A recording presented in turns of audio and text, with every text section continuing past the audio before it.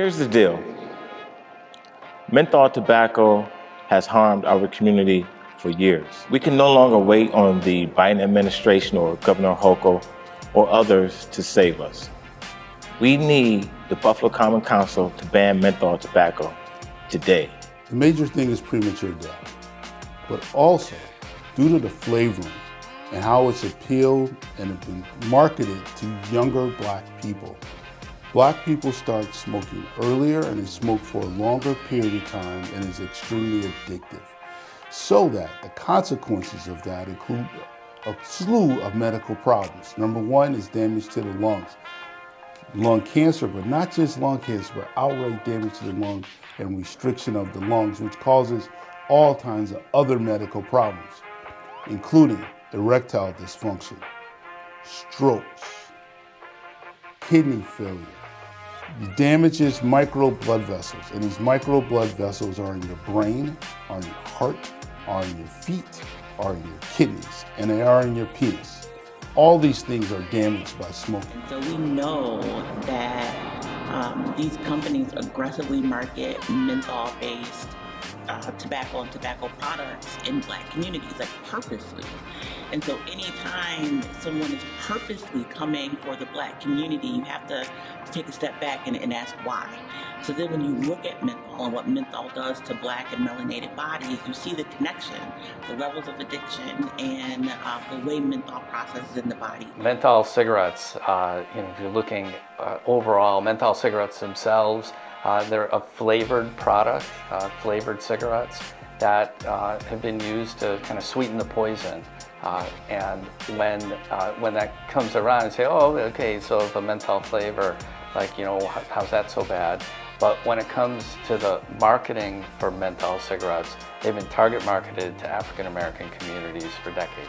I think the impact of menthol in the Black community, it is causing more and more deaths. In my eyes, it's showing. So what S&M see, what we do, we go out in that community to educate our youngsters, our next generation, of the harmfulness of tobacco. I grew up with a father who smoked them cools, man, and just seeing like the health effects that it had on him, or just even the smell as a kid. Like I just didn't like the smell as a kid, and then they targeting it to people who look like my pops, to people who look like me. Like I remember seeing them green and white cool ads with like the upside down, like Nike check mark and stuff, and like thinking that it was kind of like cool, even as a kid, not really understanding the marketing and messaging of how they was trying to set me up to be a new generation of smokers. Now, menthols is been particularly marketed to Black people because it makes it feel better as you smoke. So you think that it tastes good, that it's not dangerous, that it doesn't kill you, it doesn't damage your body and your organs.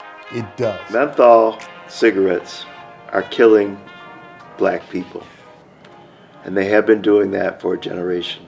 Data shows us that over 85% of African Americans are those who identify with the Black diaspora smoke menthol tobacco, and 45,000 African Americans die annually as a result of that.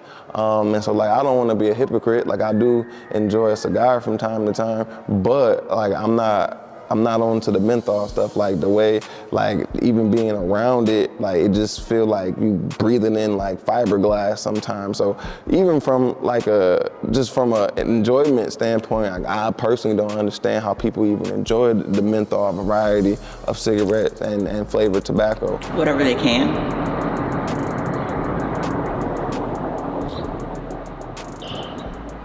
Because I don't want to ask for something that's less than what you actually can do.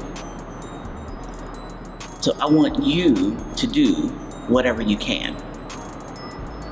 I don't ask for less than what's possible, but y'all comb them books, them laws, them rules and regulations, and do what you can.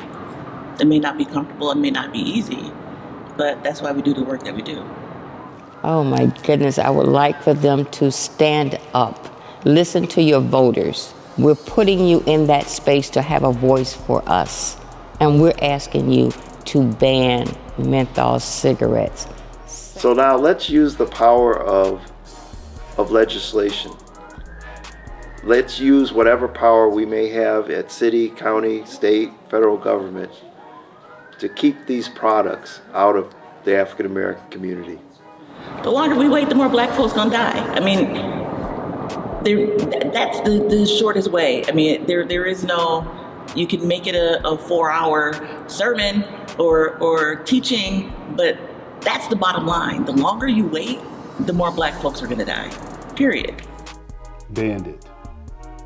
Care about your citizens. You know, what's the goal of all this? What's the impact? And I think we're really looking at an opportunity. Menthol cigarettes, again, they sweeten the poison. They make it easier for kids to get hooked, harder for adults to quit smoking, and that lives will be saved. So that's what the science tells us. I'm a scientist. That's what I can speak to. You know, we're trying to reduce the disease burden. You know, here at Roswell Park, lung cancer continues to be the leading cause of death, and we're getting tired of it. You know, it's time to, we know what the causes are. We're trying to move on so that we can figure out some of the, you know, the harder cancers, you know, where we might not know what the causes are. And so if we can address cigarette smoking, reduce the appeal of these products by reducing this flavor that's in there, that's, you know, for me, this is the application of this kind of scientific work where we figured out that these products are racially target marketed, that they, you know, they rewire the brain for addiction, make it harder to stop and easier to start. What we would want the Buffalo Common Council is to ban menthol tobacco immediately, expeditiously, today. We know that a ban on menthol tobacco will save over 250,000 lives, black lives in particular. We know that if you are serious about addressing black health, if you are serious about addressing health equity, then you must be just as serious about removing menthol tobacco from the shelves.